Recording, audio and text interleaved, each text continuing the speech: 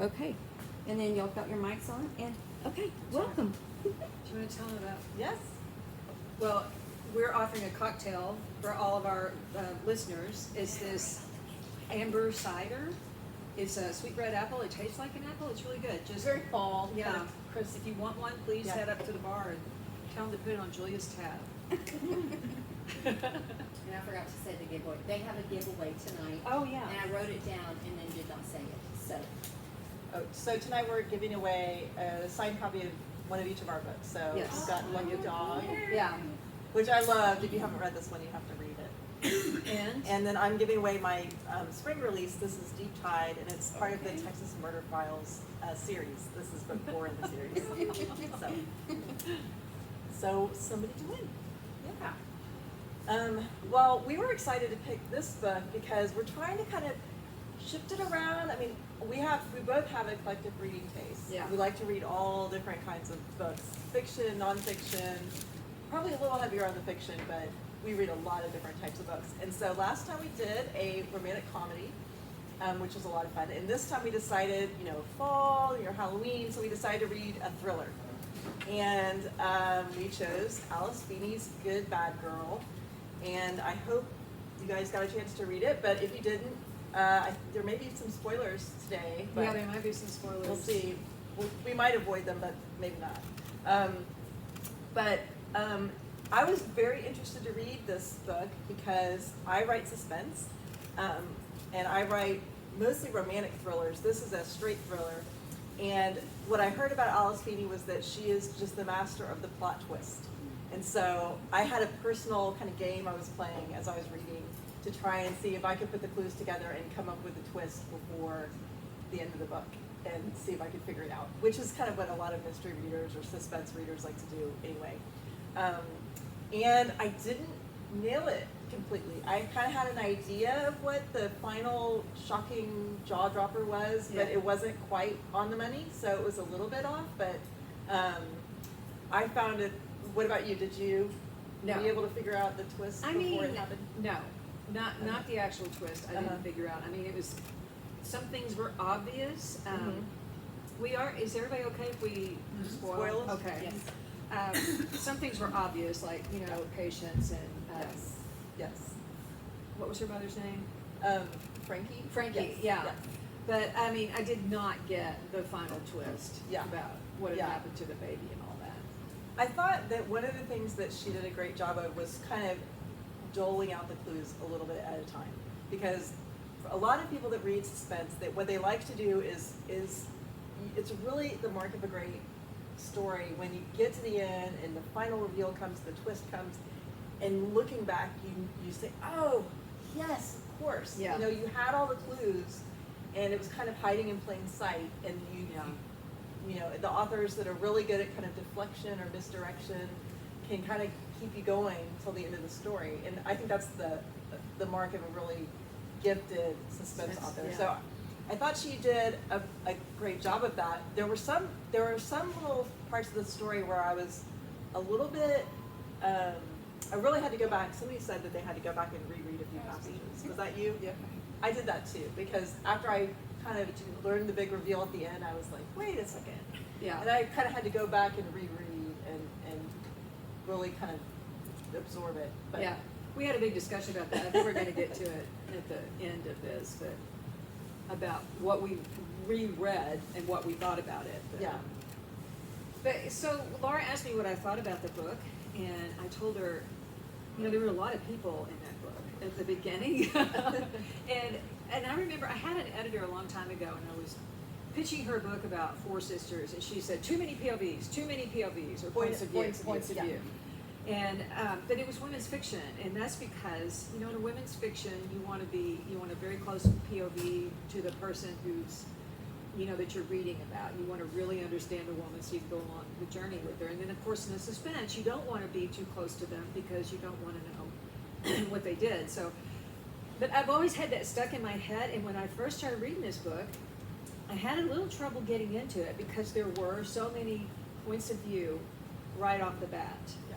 But as we went on and it sped up, I realized that that was a really good thing that she did. You know, she had so many points of view because you were hopping and jumping the whole time trying to figure out who did what. One thing that jumped out at me, and I know you said that we talked about this over pancakes. Yes. We met the other day and we were talking about the book. Any excuse for pancakes. But we were both talking about how it struck us both that there are no men in the book. Yeah. I mean, you know, I usually write some sort of a romance subplot in my stories, if not like a component of the main plot. And so I'm used to having about as many male characters as female characters. Now, obviously, this isn't a romance, so you aren't expecting there to be, you know, a hero and heroine. But there were no men. And There were no men. the one male character, the brother, was gay, and that was a intentional plot choice, I think, because it helped the reader to understand that he was not the father of the kind of the mystery child in the story. Yeah. I don't know if either of you, when you initially saw that character come on the scene before you knew his sexual orientation, if you thought, well, maybe he's the father, maybe he's the parent or something.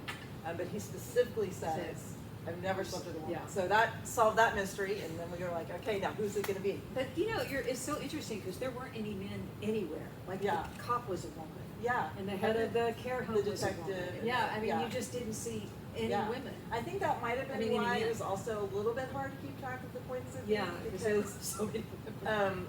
you know, one thing that when you're writing a book that the editor will always say is you're trying to differentiate the voices. So whatever characters you have, you really need to differentiate the voices so that when the point of view hops around, the reader doesn't get kind of muddled and they don't get confused. Yeah. I thought the one that did the best job was Frankie, because she had that, OCD. the OCD, and she was the She character had that that was OCD, always but that OCD never went anywhere. I mean, I think that it Yeah. was just to make her different from Different. Patience and yeah. Cleo. I told Laura that the character that stood out the most for me, that I remembered the most, was Liberty, the woman in prison, because she had such a distinct voice and attitude. And I would really love to see a book about Liberty after she gets out of prison. I love that her name was Liberty. That was Yeah. fun. And I thought that the names were interesting, the choices that she Yeah. picked for the names. Yeah. But so the point of view, I think, might have been a little bit of an obstacle at the beginning of the book because there were so many points of view and they were all women, and it was a little bit. You just had to keep reminding yourself who was who Right. as the story went on. Yeah. But then, you know, when she kind of got it down, and what were your thoughts on the number of characters that you were keeping up with? What did you think? It was a lot, but I thought Liberty was gonna be the daughter Oh, okay. because she had Yeah. blonde hair, just like Yes. Yeah. Yes. I wondered that too. Do you think it was a red herring, or do you think it was just? it's a red hair. Yeah. I think she did quite a few of the red herrings Yeah, in she the did, story. I yeah. felt like there were a lot of different points where I was like, but then. And I kept trying to tie the symbols if you read the book, they all have the symbols at the front of the chapter, like a ladybug or a clock or a Cleo's Yeah. pink house. And I kept trying to figure out the clock with Patience. No, Frankie. Was Frankie the clock? I think Frankie was the clock. Okay. And I Guess guess Patience was the ladybug, right? Patience was a ladybug. And I think it's because she was always counting. You know, everything had to be okay. counted. So Maybe but- it was like but numeric. I kept thinking that Okay. clock is we're gonna get a big clue out of this. This clock is Yeah. gonna tell us something, but Yeah. no. Yeah, that was. This is why I can't write suspense. Well, I think, I don't know, I wish there had been a few more hints in the opening scene, because I felt like it was a little bit obscure. But we'll get to that. We'll Yeah. get to that at the end. Anyway, Yeah. so it did have a lot of points of view, and it also had some good, I thought it was fun, the good symbolism, you know, like Yeah. the ladybug. And you noticed that Laura and I dressed in we're in ladybug our ladybug colors. colors. Or your umbrella colors, if you're like me. Let's dress like the umbrellas. Yes. I read an interesting thing about the ladybug symbol. So Oh. I was reading some reviews of the book, and I read the publisher's weekly review and some of the magazine reviews of it. And then I started reading some of the reviews that were just posted online. And one woman, and I guess she was British, and she didn't like the Americanisms in the story. Oh. And so she said there were too many Americanisms in the story. The one that I've noticed, because being American, I don't necessarily pick up on them all, but I did notice there was the scene where they were talking about cookies. And I thought that in the UK, cookies were known as biscuits. Is that wrong? Yeah. They are, Anyway, Yeah. but I did notice that little one. But the one that she didn't like was, she said, ladybug was an Oh. Americanism. And I Oh. thought, is Is that an American? I didn't know this. This was news to me. So I had to go look it up. And apparently, in England, some people call a ladybug a ladybird. A ladybird. A ladybird. The little insect is known as a ladybird. Interesting. So I didn't know that. That was my trivia thing that I learned about ladybugs in this book. Why So- would they call it? It's just I mean, it's that's not just a- that's just okay. what it's known as. Yeah.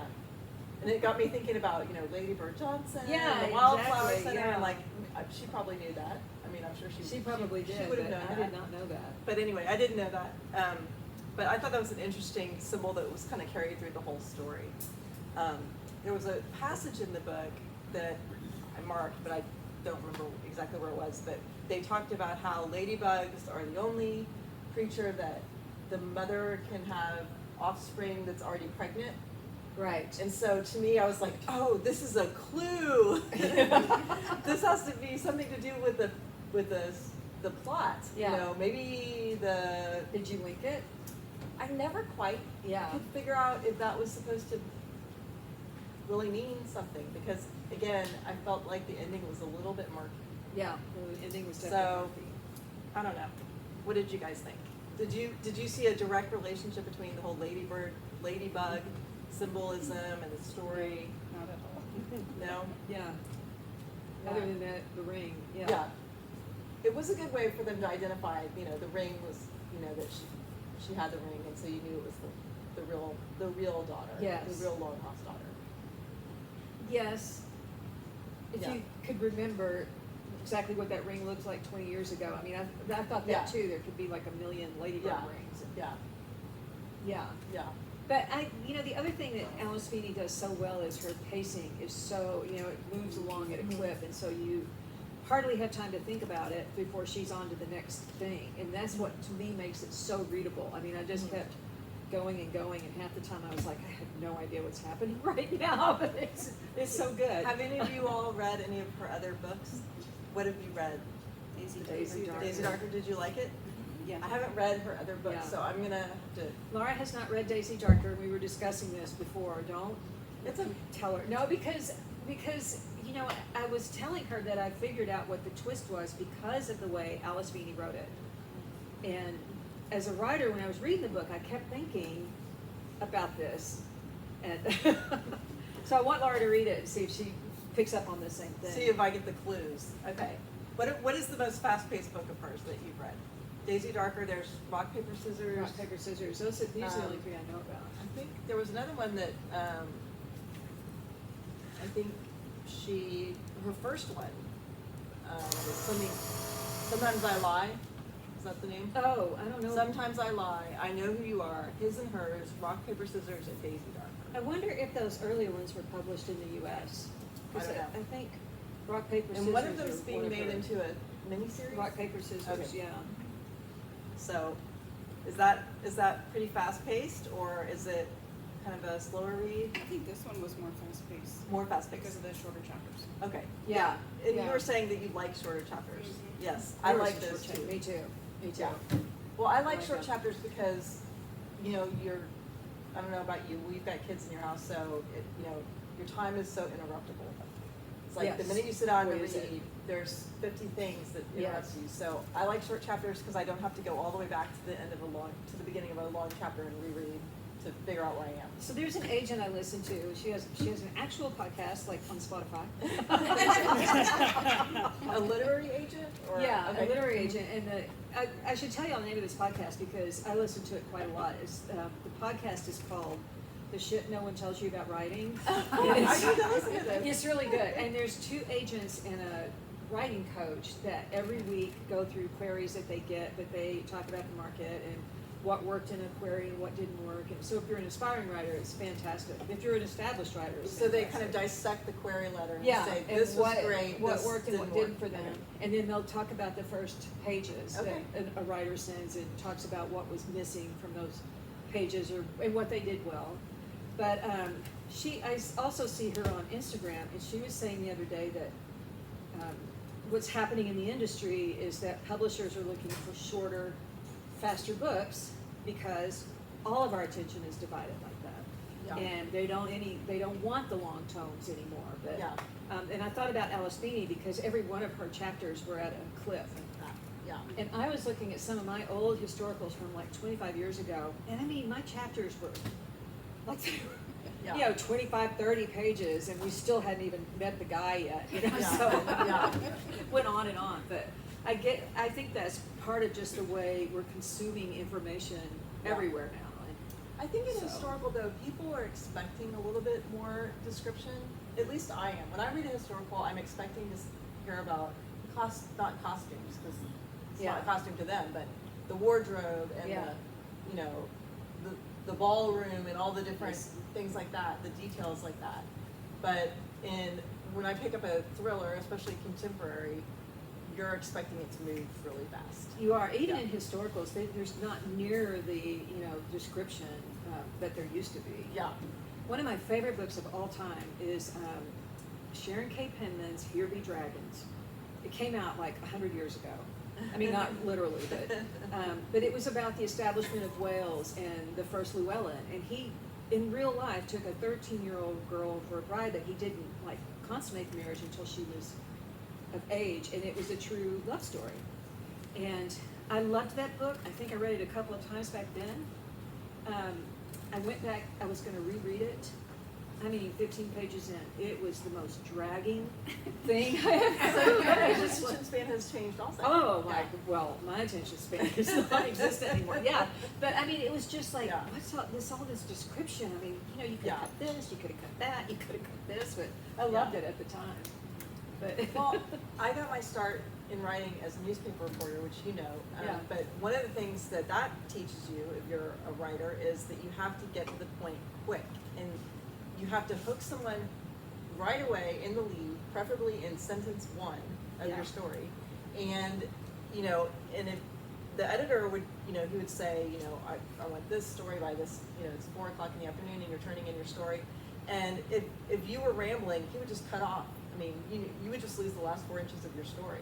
So you really had to learn to cram everything up at the top, because it could just get cut off because of everything from space constraints to the editor's board. They need room for an ad, whatever. They would just cut you off. So, you don't have time to get too long. yeah, or describe the ballroom Yeah. one more time or whatever. But Yeah. So, But I that- think that's what we expect with Yeah. suspense books. Yeah. I would say, I mean, this is kind of like for later, but maybe. But Laura and I were talking about Alice Feeney's bio and her acknowledgments. Oh, Talk did anyone about- read the acknowledgments at the end? Okay. You know, like it was in the lead, but she said that she had something traumatic happen, and it took her a long time to do this book, but she didn't say what that traumatic thing was. And I told Laura, that makes me so mad. I mean, it's kind of like reading obituaries. We're very nosy. We yeah, want to know. I know. Like, and people, Inquiring like a minds 42-year-old wanna know. person died, and it just said he passed away suddenly on Friday, and it's like, what? What happened? So Yeah, that was yeah. my one quibble with Alice Feeney. Like, what happened? Well, my quibble was, if I have to be honest, that when I finally got to the end and got to the big reveal, and I went back to read the first chapter Yeah. again, and I kind of felt like there were some things that were missing, because it really reads like this is an exhausted mother who is at the end of her rope, and she is tired, and she is sleep deprived, and she's questioning everything, and she's feeling guilty, but she's still feeling just completely overwhelmed. And that is, that's how it reads. And We should say that first chapter starts with a mother losing her baby. She's in In a the grocery store and supermarket. somebody steals the baby. so the abduction of the baby is the story event that kind of gets the entire plot Yes. rolling.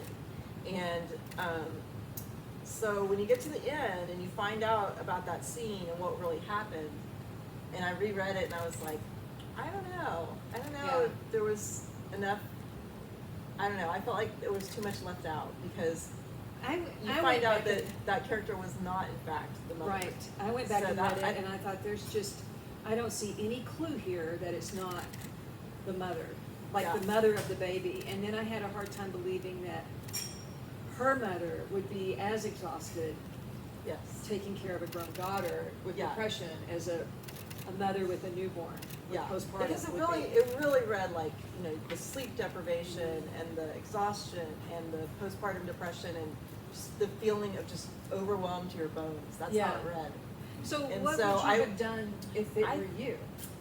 Well, if you're gonna not have that be who the character is, I don't think it's fair to put that in there because So what- it's kind of misleading a little bit. But that's you the know. twist, so how? I know it's supposed to be misleading. I don't mean to put you on the spot, but what would you have done? I don't know. I may have pulled a little back on the whole overwhelmed postpartum mother Yeah, I think that's what I would have characterization done. because I felt like it was misleading. Yeah, I And think she even could. going back after I knew the twist, Yeah, I still felt like it read that way. me too. And but I think she could have taken some of that out Mhm. or rephrased it a little bit, and it Yeah. would have been believable. Yeah. Yeah. I think so. Yeah. Just a few tweaks Yeah. would have made a difference. Yeah. You're right. It could have been just a few little tweaks. Yeah. But anyway. But See- maybe it's because I write suspense, so you always want to like really kind of nail down each little clue. So, Yeah. but some people might not get that, Yeah. persnickety about it. Yeah. Well, I So- don't know. That first chapter was I just had to go back and read it after the Yeah. twist came out because I really. What about you guys? What do you think? Do we only have 2 people that actually read the book? This is like my real life book club. Well, once you know what's going on, Yeah. I just looked it up in italics, in the person's head. She says, "I wish my daughter would disappear." So she did say that to Cleo, and she said that to Yeah. Cleo throughout her life. And so if there was those clues, Yeah. I but guess so. Yeah. you Yeah. wouldn't know it until you read the entire book. Yeah, And that then- is a good clue to make note of. And I Yeah. think I saw that, and then I was like, now, is the baby a girl?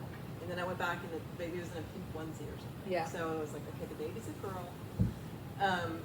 Because they were kind of not revealing all the names of everyone in the scene to kind of keep it a little bit mysterious and stuff like that. But Yeah.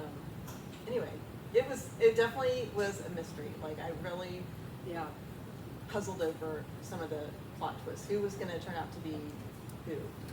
And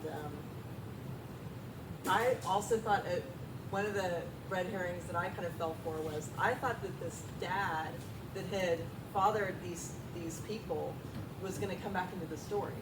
Or the dad was deceased, but I thought he was going to play, there was going to be some role of the paternity of the children in the story. You know what I'm saying? Of Cleo and her brother? Is that what you're Well, talking about? I thought that because, I don't know, I just felt like they alluded to this character, this kind of, the man that fathered these kids, Mhm. these kids that were not with his wife, and I thought that was gonna play into the story in some way, like, I don't know, they were, I don't know, I just thought it was. Yeah, I didn't think much about him, honestly. Mhm. I kept thinking about her brother, whose name I can't remember now. What was his name?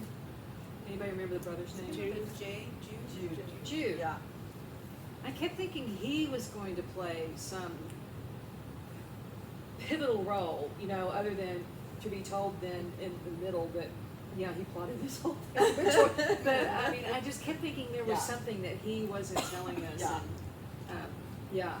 yeah. His library, Laura and I talked a lot about the setting of this book, which was in Set in London. Yeah, yes. and one of us had seen an interview by the author who was talking about London as a setting and how crowded it was. Yes. And I never got that out of the book. I mean, I never felt like crowds were part of the problem. What she Or said, issue. I saw the author interviewed, Alice Feeney, and she said that the setting was kind of a component of the story in her mind because the family relationships were so claustrophobic and so kind of just tight, like not in a good way, kind of suffocating. And because of that, she felt like it just absolutely had to be in a big city like London. It had to be in a big crowded city where people were densely packed together, and that was part of the theme of just these claustrophobic, kind of suffocating family relationships. That's what she said. Yeah, I think I would describe her family differently because they were estranged, basically. So I would think it was, I just didn't, I mean, dysfunctional for sure, but Yeah. I didn't see how suffocating they were. Yeah, I don't Yeah. know, it was really interesting. yeah, And I felt really bad for Cleo.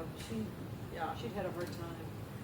Well, and that was another thing that I thought was interesting is the characters kind of did a flip-flop on me.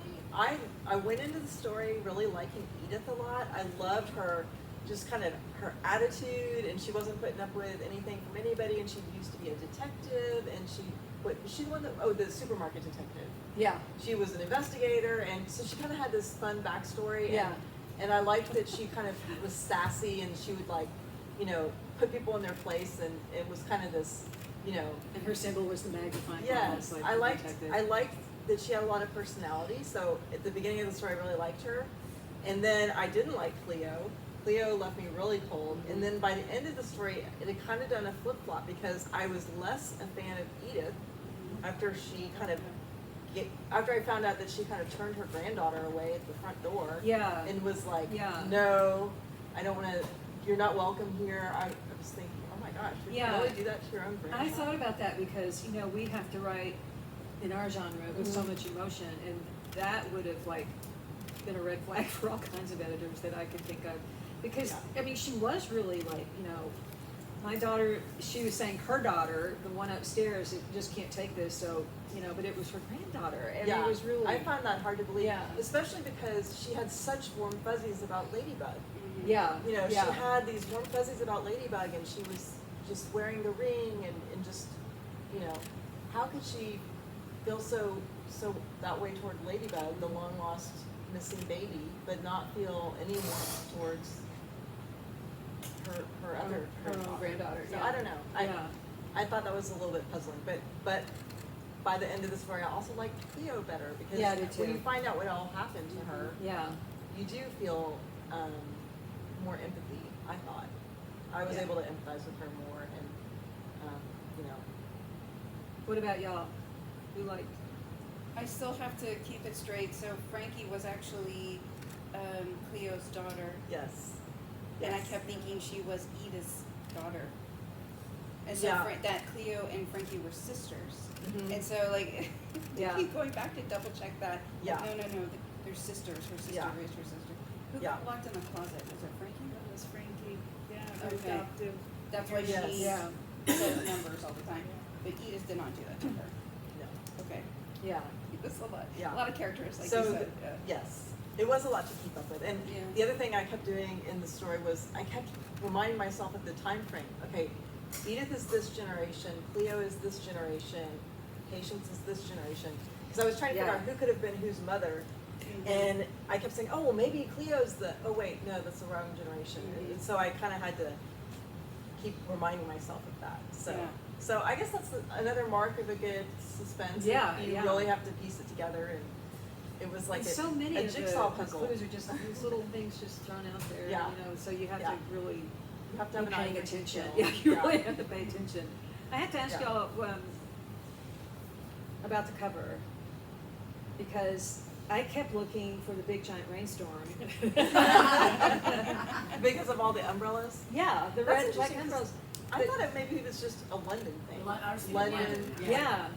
Well, it's supposed to be representative of Ladybug, which I didn't get until I read an interview about it. And apparently, the cover in the UK has actual ladybugs Or going ladybirds. or ladybirds Ladybirds. going across the cover, which would have been really helpful Yeah. for me because the whole time I was like, well, what's the deal with The rain. But you know what though is funny about that is as an author, I'm sure you've had covers come your way where you're like, what? Yeah, Does this have to this do with makes the no story? sense, yeah. This has nothing to do with the story.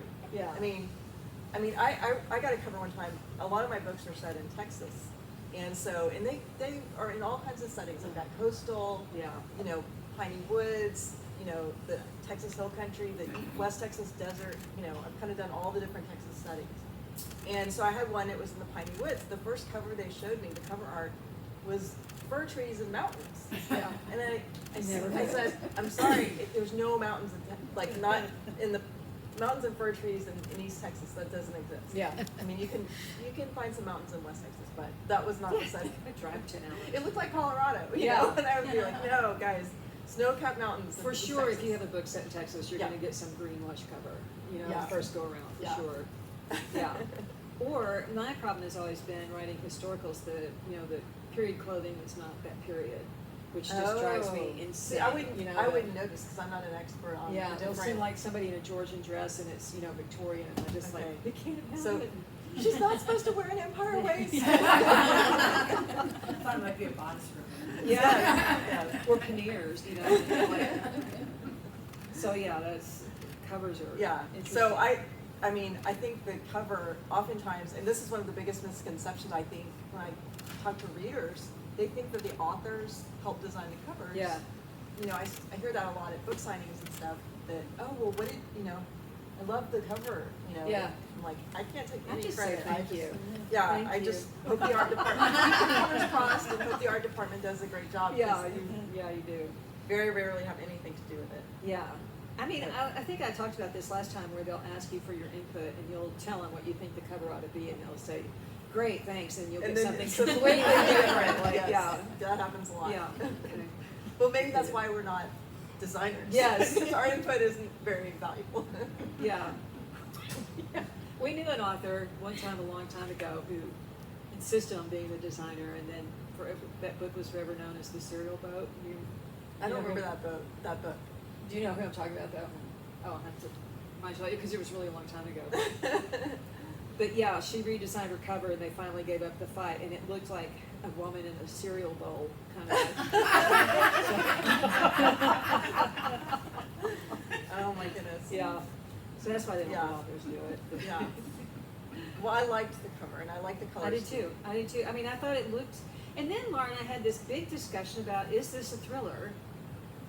Because I think I said it was a thriller, because I just tend to classify these kind of books as a thriller, but she said she thought it was more of a cozy mystery.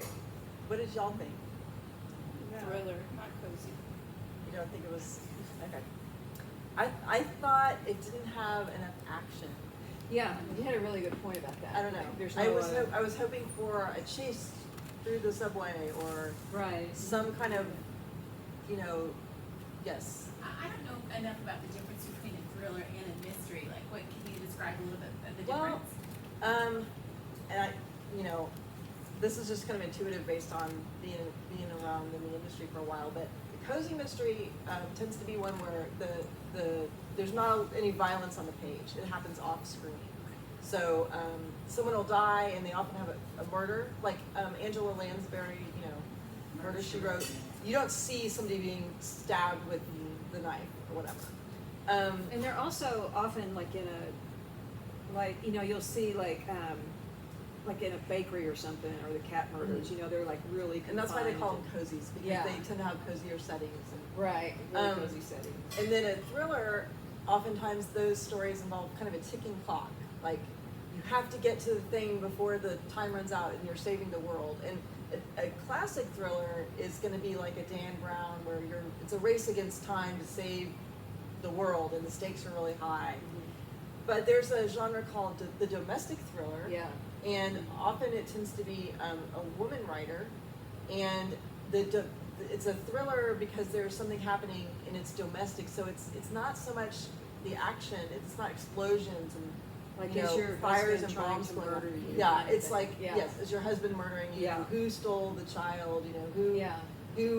Who's got the secret, the Right. long lost secret? And that's kind of sometimes those are known as domestic thrillers if they involve kind of family And relationships. then I think there's even like another, psychological thriller. Yes. Which is like, I think The Woman in the Window is a really good one. Okay. Because she's watching something happen across the street. It's, Uh-huh. And, Yeah. and she's such an unreliable narrator, you don't know if what Yeah. she's seeing is real or not. But The girl on the train. Girl on the train, Would be yeah. another one. They kind of play with your mind a little Yeah. bit. Gone Girl.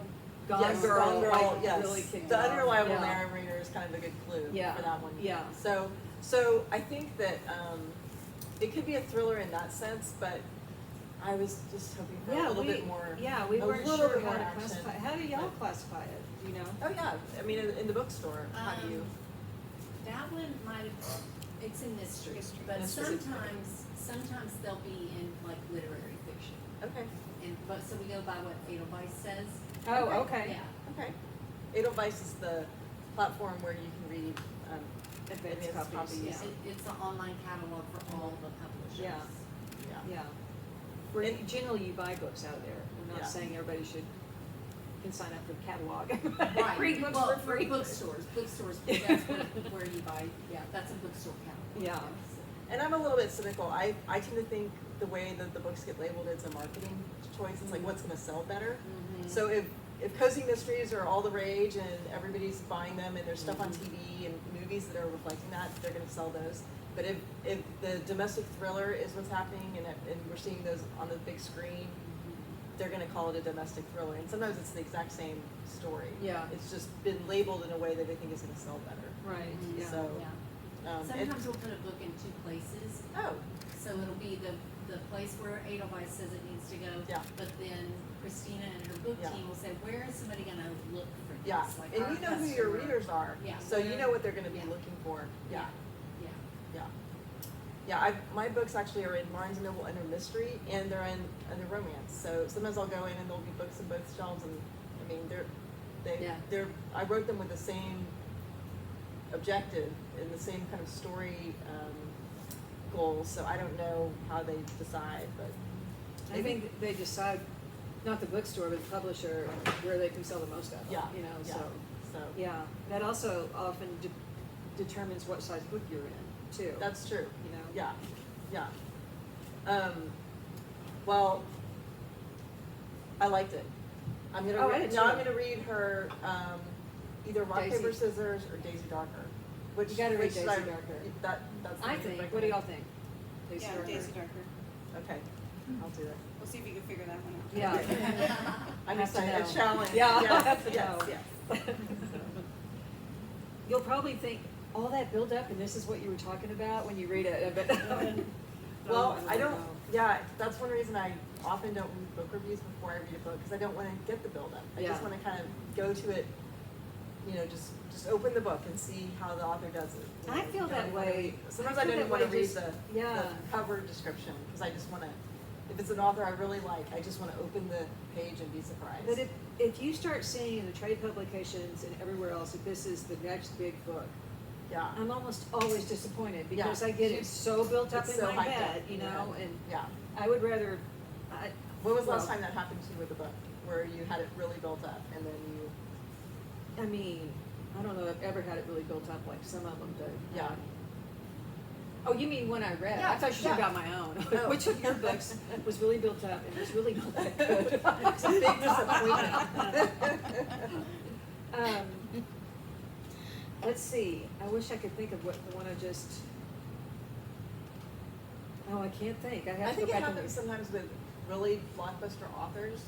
Yeah. They make it big and they develop a big following and then they start to do a new series or a new lead Yes, character and yeah. then everybody anxiously awaits it and then it's not, Yeah, you know. what you so- wanted. 'cause you were, They want the. well, people are attached to the character that they fell in love with that author for, you know, Yeah. your favorite. Right, So, yeah. yeah. What about you? Do you know one? Or what about anybody? Yeah. What's the last book you read that didn't live up to the hype? The Maidens. So, The Maidens by Alex Michaelides. Oh, yeah, okay. Or The yeah. Patient, or Patient. Yes. Yeah. Yeah, and then we read the Maidens for the book club. It was terrible. Really? Was it really? It wasn't terrible, but it was nothing like Yeah. The Patient, and it was Okay. very So if you fell in love with his writing for that book, right. then you were The disappointed. second book You was, didn't- yeah. did not like Yeah, at all. yeah. Anybody else? As long as you don't say Julia or Laura. All answers welcome. There's a book called Sisters in Arms. It's like a historical fiction about black women in the soldiers. It like the premise is amazing. It's based on truth, so but like, it was just kind of underwhelming, because there was no real peak to the action. Yeah. And I've been looking forward to it so long. Yeah. I finally read it, I was like, oh, Yeah. that was nice. Yeah. Yeah. Well, does anybody have anything else? I think we've talked about everything. Yes. That's a general question about writing, not really about the book, but I'm curious how authors decide, well, you have setting, a character, and story. And I don't know if you have like a tried and true method of how you get there, or if the setting reveals itself and then you write the story around it, or the story first, or the characters first, and then you write around that. Do you have like a kind of mental flow chart that you go through, or do things just kind of organically come up for you? I personally don't know how you do it, but I find the story first. The story and the characters come first, and often it's the character, it's something about the character, but the setting is a great tool to me, because if you especially for suspense, you want the setting that is gonna be the most dramatic for your mystery or your suspense story. So for example, if I'm setting a mystery or a suspense novel on the Texas coast, like Deep Tide, okay? So I want the weather to be, is it hurricane season?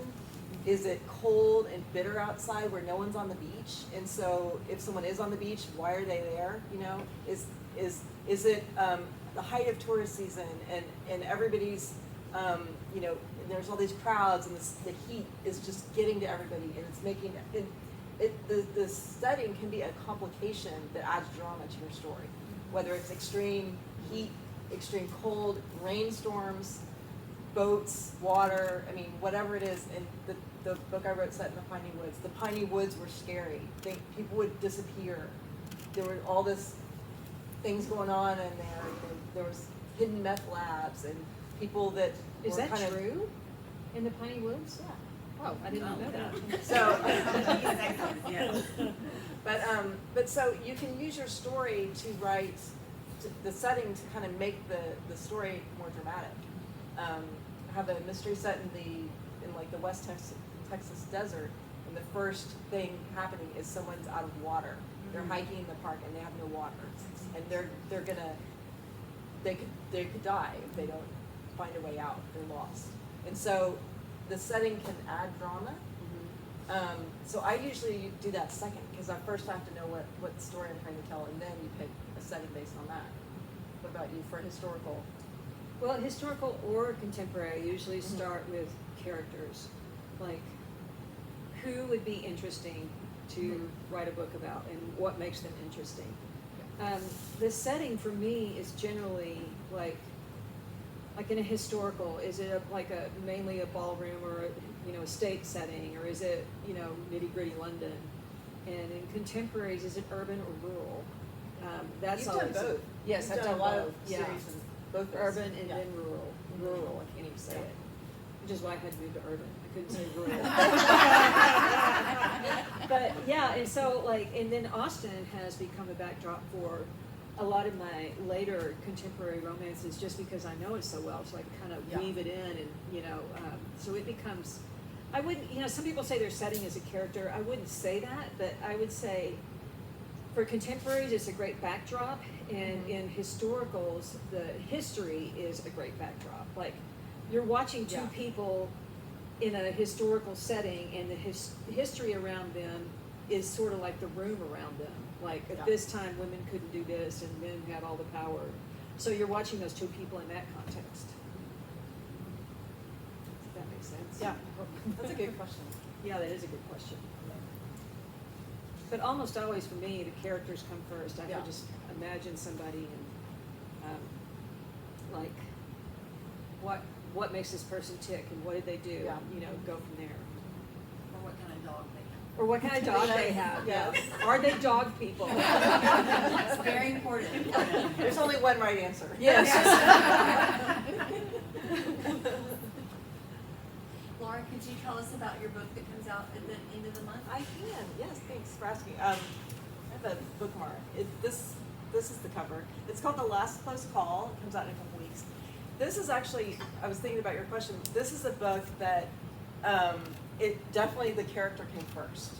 So, it's a suspense story, and it's about a woman who is a genetic genealogist.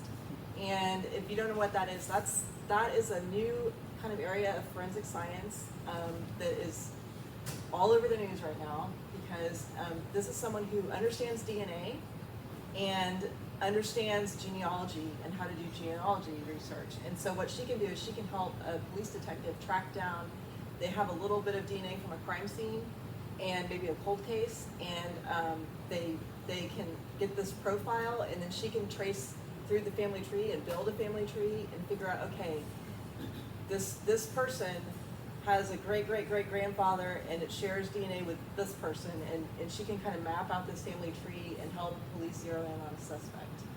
And so that's kind of the basis for the story. The Last Close Call is a cold case detective has this crime that he wants solved because he knows that this perpetrator is escalating and that his crimes are getting worse. And so he knows that she's the best genealogist around, and he really wants her help on the case. And he finally persuades her to help him, and then they team up together and try and identify who this killer is that's been committing crimes for a long time, that have just kind of gone, they've eluded police for a long time. So, but it was so fun to learn about that. And so, when I research a new character, I like to talk to people that do that job and learn about their profession, and so it's just a really fascinating field. And for people that like, suspense or true crime, it's just a really fascinating area. So Yeah. yeah, I think Laura's titles and covers are always so good. I really do. Like the Last Close Call, you're automatically Great you know, title. Yeah, Yeah. you just oh, really I'm want so to glad know. you like that. I had nothing Yeah. to do with the title. I don't even Really remember the working title, but that wasn't the title. And we went round and round and round through all these different titles, and finally my editor emailed me one day. She said, "We have it. The Last Close Call." I like it. I mean, Yeah, it's I really like fun. that. And so is, I mean, all of these suspense have the woman running away, Yeah. but it's so evocative, the colors and everything. Yeah. I always love her titles, her covers. Thank you. I'll tell the artist that you Yeah. Julie, how about you? What's your latest or what's coming? Well, I have one, the last book of a historical series that comes out at the end of December. It's called An Inconvenient Earl. And it's, I really had fun writing this, but it's about a countess, and her husband is like a horrible man, and he goes off on expedition, and a man comes, this all happens in the first chapter, and tell her that he died of yellow fever. And then he drops dead of a heart attack, so nobody knows, except her, that he died.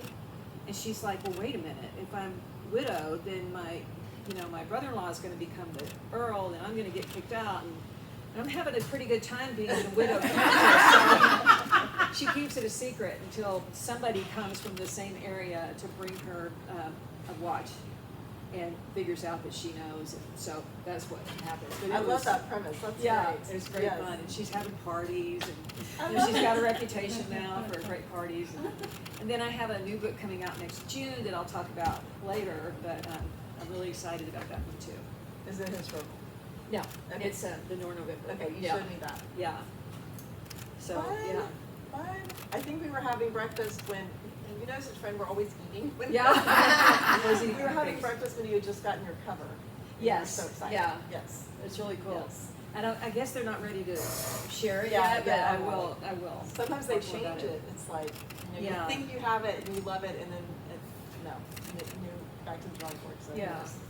I think they're just waiting for it to come out in the catalogs. Okay. So then Yeah. I'll be able to do it. But- Great. Fun. So yeah. So Laura and I were talking about what are we going to do next, and we thought we'd throw Done it a open to y'all. rom-com, Yeah, we've done a done a thriller, mystery, whatever we're calling it.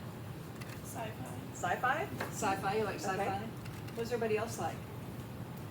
Women's fiction, historical fiction, Historical fiction. Historical. like historical, sci-fi and historical. Okay. Anybody else? More thriller. You like thrillers? Yeah. I do too.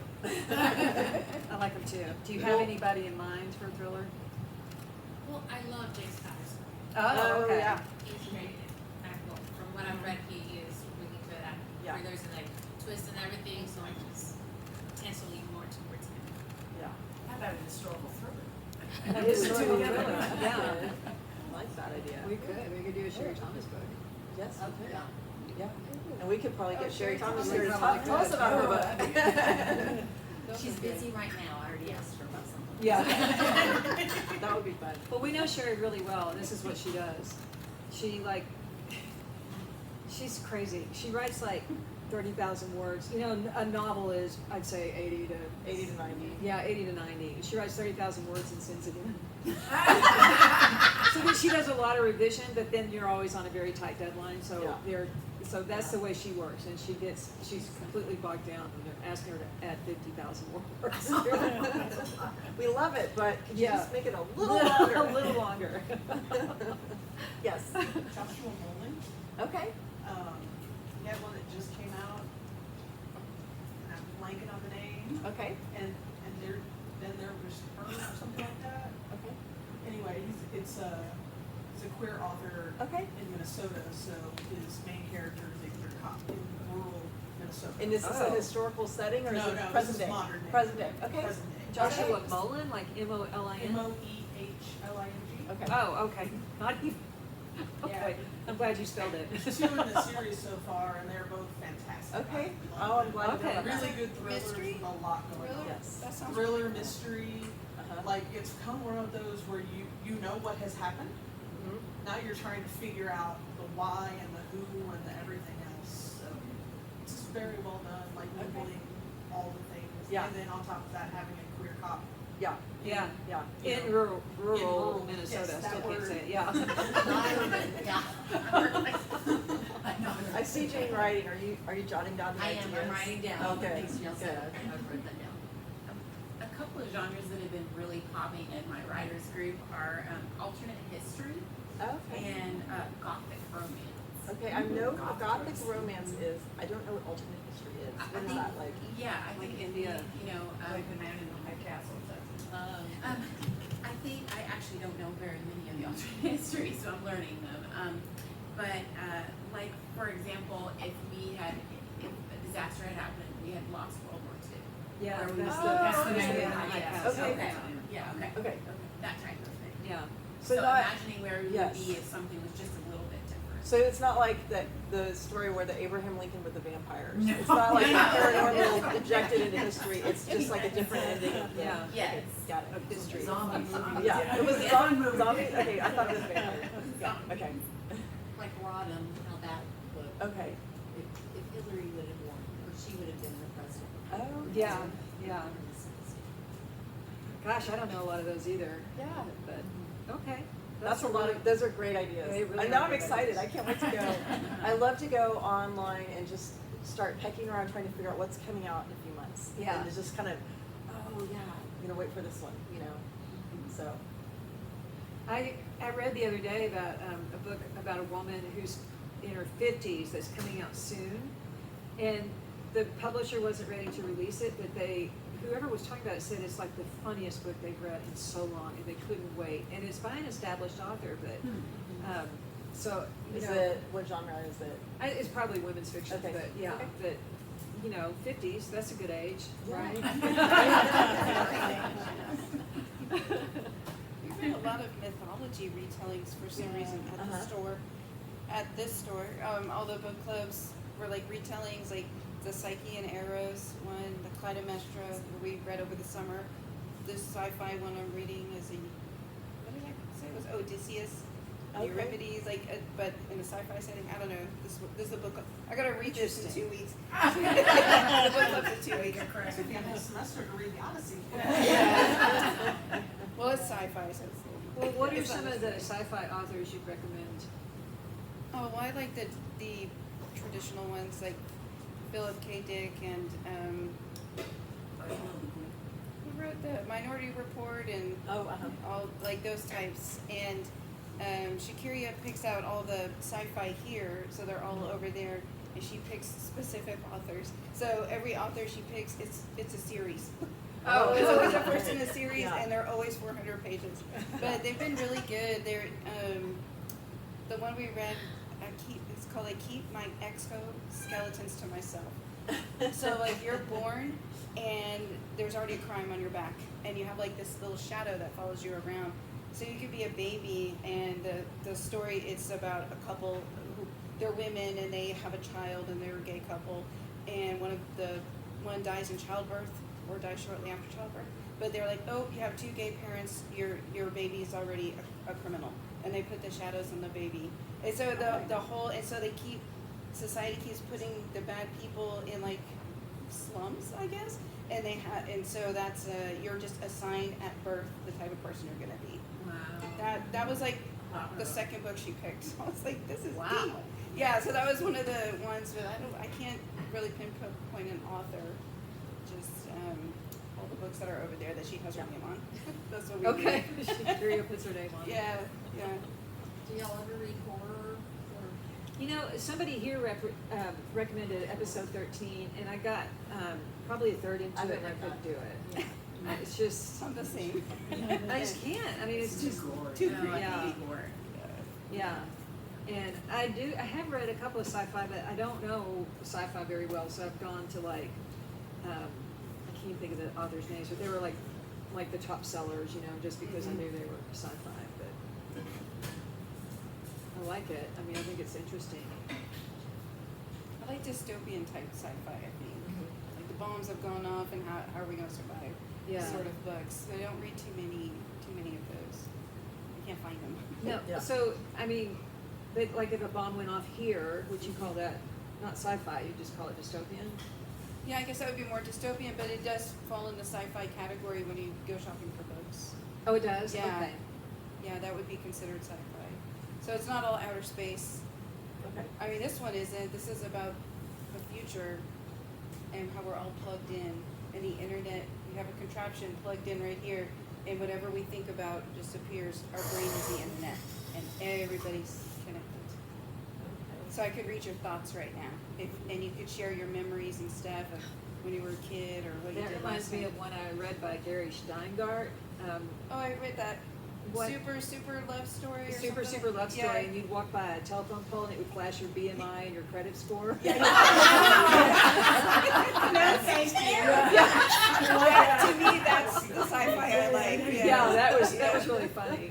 But Yeah, it was a every- super sad love story. Yes, yeah, It was everybody super, could super- see. Yeah, everybody could see your Yeah. credit score. Your BMI. Yeah. Pass. Oh. What are y'all reading now or watching or what are you loving right now? I just posted today about a book I picked up here, and it's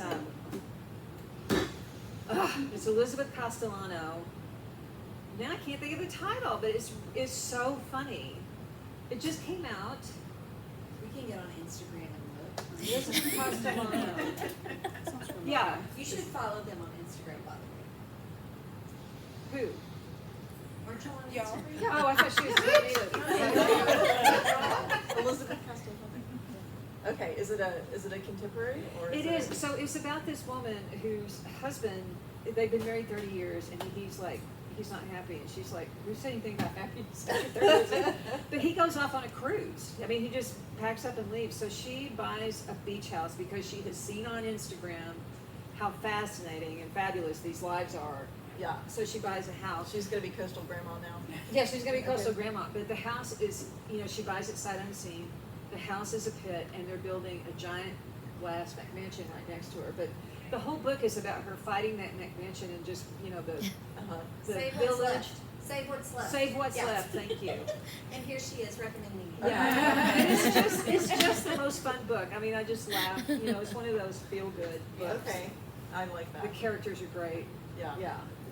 And then her husband comes back and he lives in an Airstream on her lawn, and, Does anyone else read books kind of seasonally? Like, I really love to read, when it's winter time and it's cold, I love to read something set in like a ski Yeah. thing, setting or something. Last winter I read Ruth Ware's book, the one with the avalanche. I don't know if anyone's read it. It's called One by One, I think.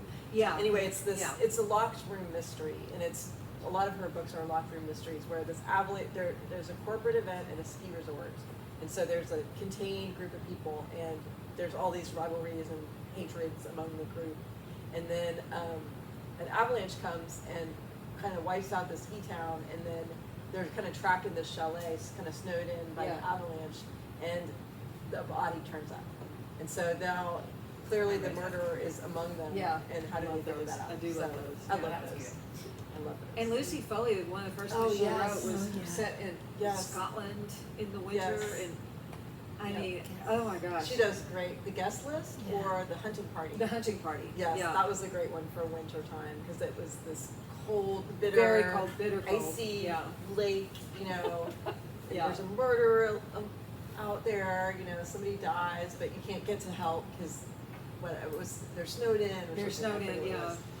Yeah, those are good. I like that. And then the guest list, which is set on an island off the coast of Ireland, but Yes. I thought it was like, if I was Ireland, I'd be so upset because, you know, you're never going there after that weather condition.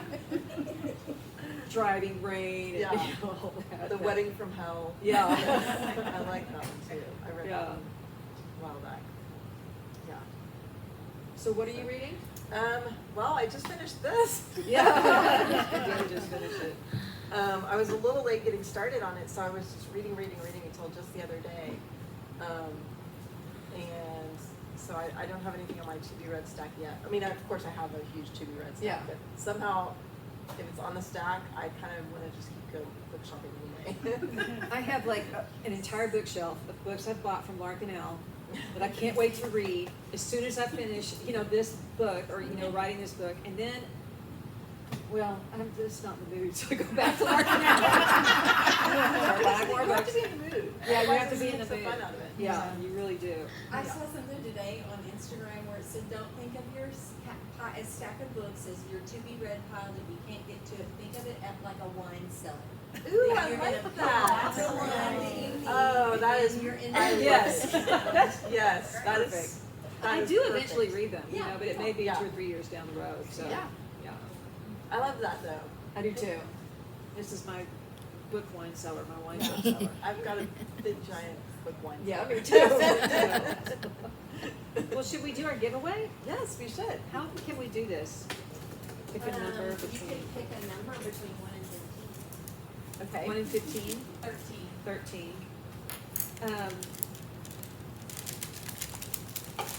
And Jane is gonna know that everyone has a number.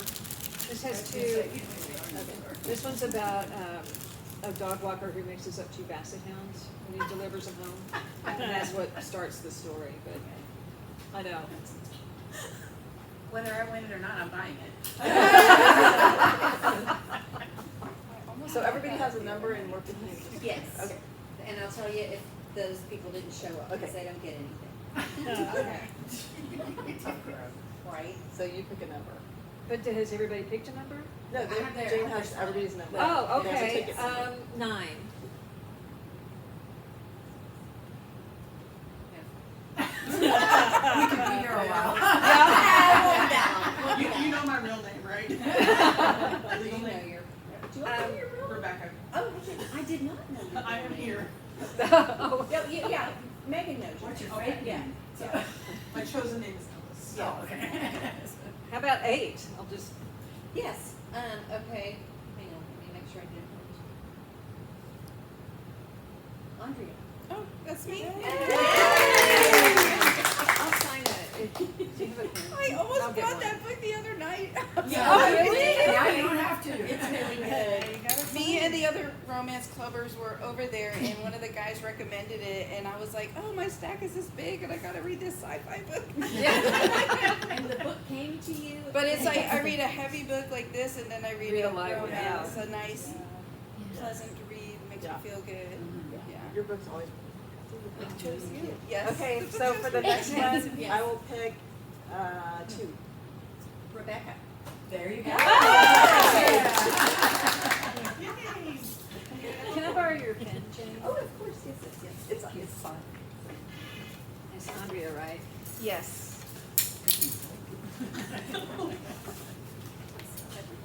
Thank you for coming, you guys. We're so excited that you're here, and we're gonna brainstorm all of your different genre ideas and come up with a title for next time. I Yes. have another idea actually. Okay. Okay, so how about this? historical thriller, and like it's a serial killer, but then there's this girl who's like she's investigating a serial killer. But it's like set in like I don't know history, but historical thriller.